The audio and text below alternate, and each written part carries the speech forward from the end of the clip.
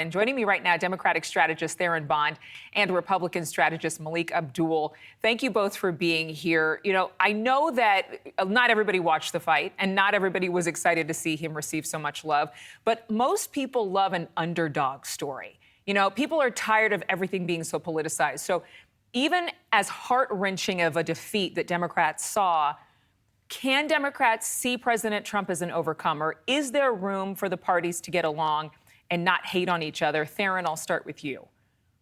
Well, I think President-elect Trump was definitely campaigning as the underdog, but I can't say for sure that there is any common ground to be found amongst Democrats and Republicans and President-elect Trump. I mean, there was a huge red wave. They have the White House, they have the Senate, they have the House of Representatives, and they have SCOTUS.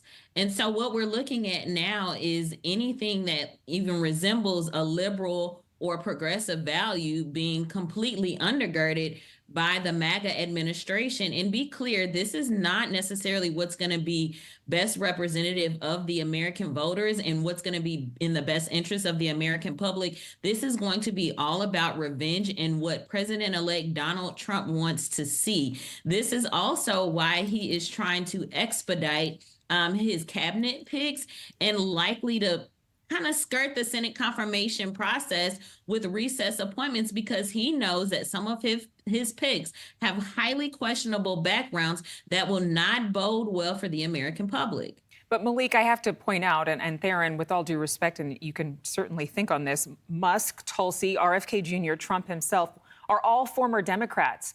You know, James Carville, Bill Maher, and the likes of those two have said the ultra-left progressiveness was damning for the party. But clearly, I would think there's some common ground. Melik? Well, I'm a former Democrat, so add my name to the list of former Democrats in this as we're having this discussion.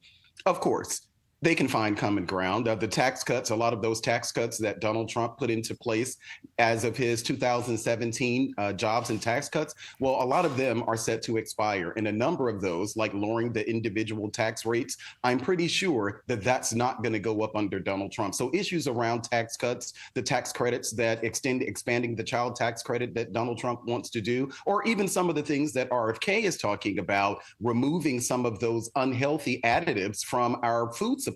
I think that's a great thing. If we ban things like or limit the use of, high fructose corn syrup, that's something that RFK has been talking about. So I think that there always a lot of room for compromise. The problem is that politics gets in the way and both sides say, don't you compromise with the other side, and then nothing gets done. But absolutely, there's plenty room for compromise. And even if you call it a listening session like AOC did, Theron, you know, I've been watching her conversations on social media. She had what she called a listening session for voters who chose to reelect her, but still voted for Trump.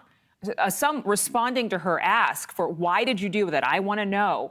One said, I feel like you and Trump are both real.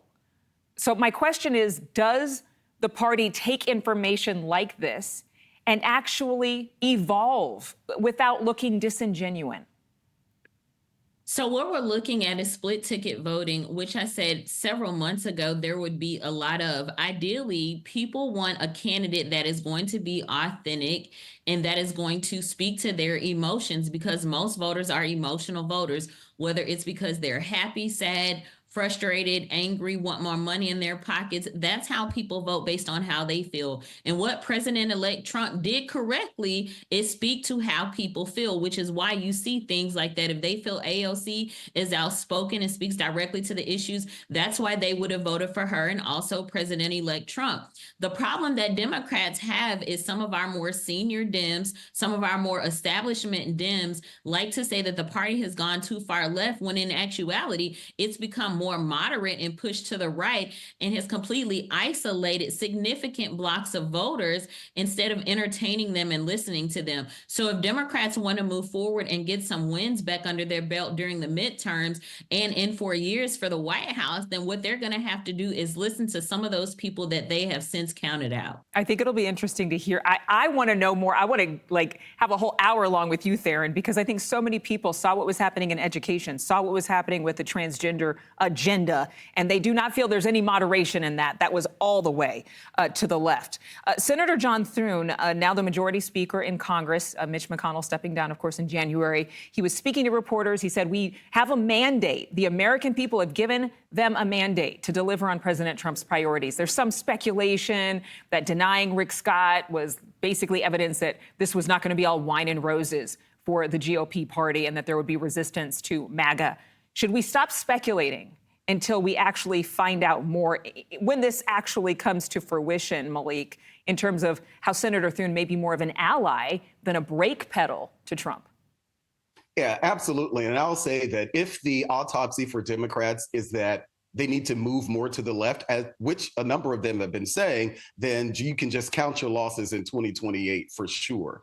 John Thune, I thought if you looked at the pushback against John Thune, a lot of people in MAGA world, if you will, were dead set against John Thune. I voted for Donald Trump, but I was for John Thune or John Cornyn. I think that that does represent something that at the end of the day, despite pressure from the public, the Senate will do what the Senate wants to do, which is why I suspect that we probably will get that report, that ethics report on Matt Gaetz. That probably will come out, and I see no reason why it shouldn't if you're talking about an actual cabinet appointment, and in this case, the Attorney General of the United States. But I think that there is some adulting going on in the Senate, so it won't just be all roses for Donald Trump, even though he's right. Donald Trump won, and he won with a mandate.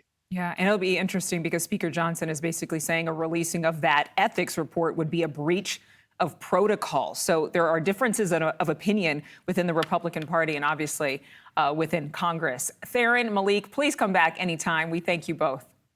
Thank you. Thanks for having us.